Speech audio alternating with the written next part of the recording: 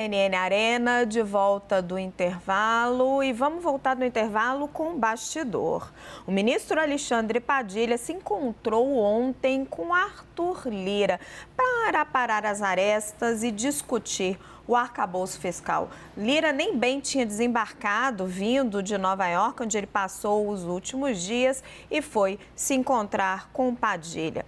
Eles discutiram principalmente a tramitação do arcabouço fiscal a partir da semana que vem. Apesar das sucessivas derrotas do governo no Congresso, o arcabouço fiscal é consenso entre os dois e não deve ter muita dificuldade. Os deputados do Centrão querem colocar algumas emendas, colocar mais travas ao gasto do governo, e o ministro Padilha, dizem interlocutores do ministro, não tem restrições a isso. O mesmo contingenciamento de despesas está no jogo.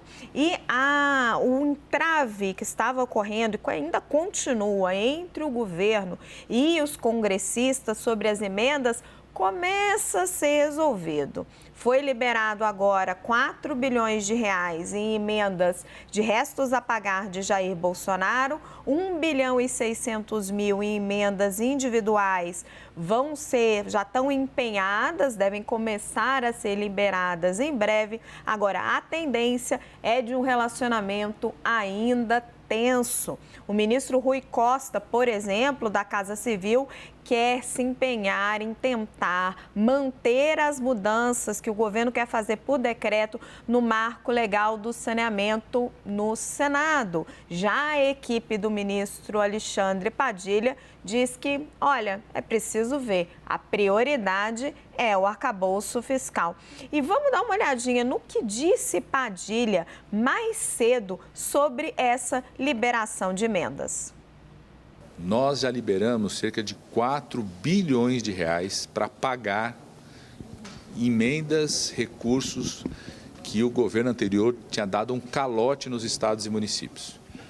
São recursos autorizados pelo Supremo Tribunal Federal, seguindo exatamente as regras estabelecidas pelo STF no final do ano passado, e que o governo anterior não estava dando um calote nos estados e municípios. São cerca de 4 bilhões de reais que estavam prontos para serem pagos, por isso nós liberamos, e na medida que outros, obras que estavam em andamento, outros projetos que o governo anterior deu calote, que ficarem prontos para serem pagos, serão honrados pelo governo do presidente Lula. E aí, Clarissa, os dois já se encontraram, tentando aparar as arestas, mas parece que o clima ainda continua um pouco tenso. Ai, deve ter sido um climão, gente, essa reunião, porque imagina, Alexandre Padilha, como a gente sabe, foi bombardeado por Arthur Lira faz pouquíssimo tempo. O presidente da Câmara foi a público, deslanchou abertamente um processo de fritura do ministro de Relações Institucionais, o que ajudou naturalmente a alimentar nos bastidores, principalmente no PT, aquele fogão amigo que eles adoram disparar para os do time deles próprios. Foi uma situação muito desconfortável que foi criada para o ministro de Relações Institucionais. O presidente Lula precisou vir a público para defender o seu auxiliar. E aí agora os dois têm que sentar frente a frente para falar, bom, agora vamos conversar, vamos ver se a gente acha um jeito de fazer as pazes. Me parece um pouco aquela conversinha ali de amiga da amiga que senta e finge que gosta. Mas, seja como for, fato, são figuras que vão ter que dialogar e tentar encontrar uma solução para esse impasse nas negociações que estão acontecendo lá no Congresso Nacional.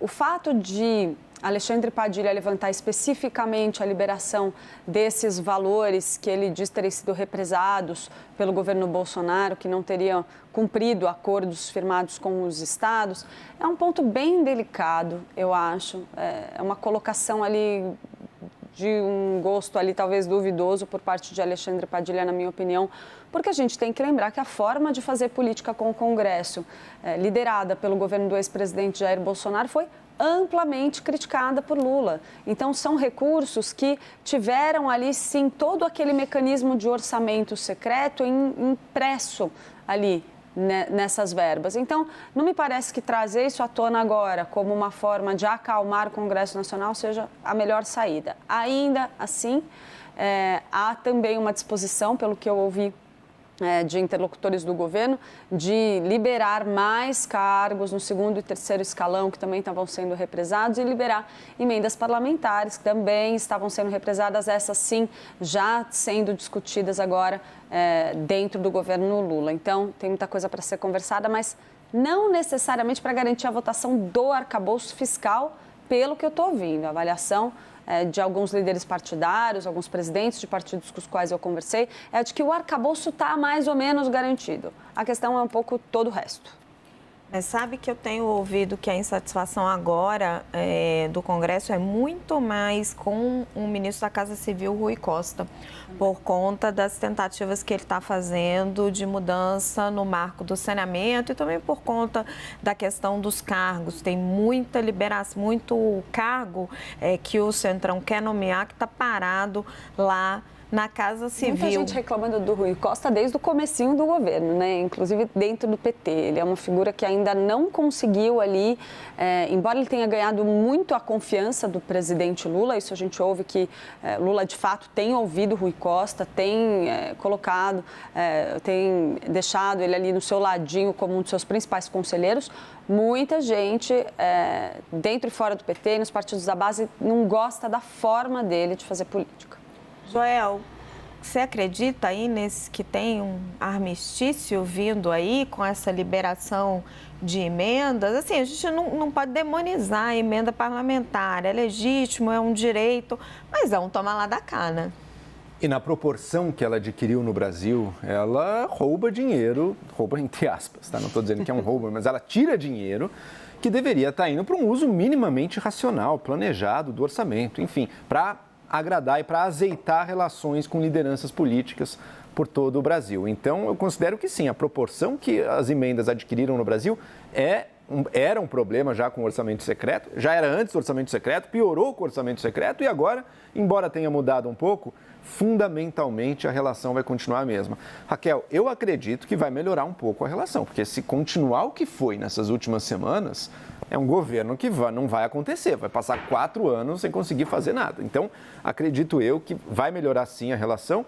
Agora, eu também acredito que não basta só dinheiro e cargos para o governo nesse momento. Tanto é assim que, veja, o arcabouço fiscal, que goza já de uma concordância muito maior ali dentro do Congresso, vai ser muito mais fácil de passar. Os congressistas vão fazer as suas mudanças, ele vai se tornar mais estrito, ele é importante para o país, não tem a menor dúvida. Eu acredito sim que ele vai passar, que ele vai acontecer, dando algum horizonte de segurança.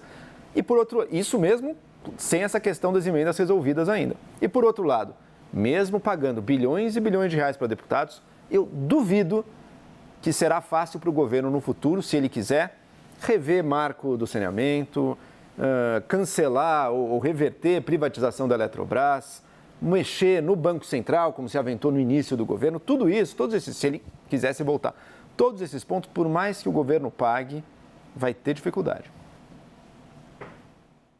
Sua avaliação, Boris Casoy.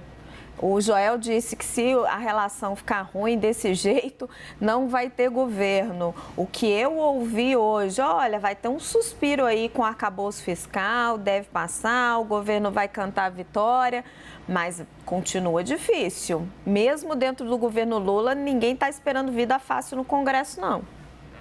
Olha, Raquel, existem projetos vitais para o país, como o arcabouço fiscal, como, enfim, a reforma tributária. Eu tenho a impressão que isso vai ser discutido de maneira séria. Claro que vai ter as presenças ideológicas de um lado e do outro, mas o Congresso está imbuído em resolver essas questões. Outras questões vão depender desse toma lá da cá. Aliás, eu sou favorável ao fim das emendas. Eu acho as emendas altamente imorais e acho que a gente deve lutar para acabar com o livre provimento de tantos cargos que você tem que criar, né, que você pode nomear à vontade. Você tem que criar um funcionalismo estável. Isso é uma outra conversa para o futuro remotíssimo, mas nós temos que lutar por isso.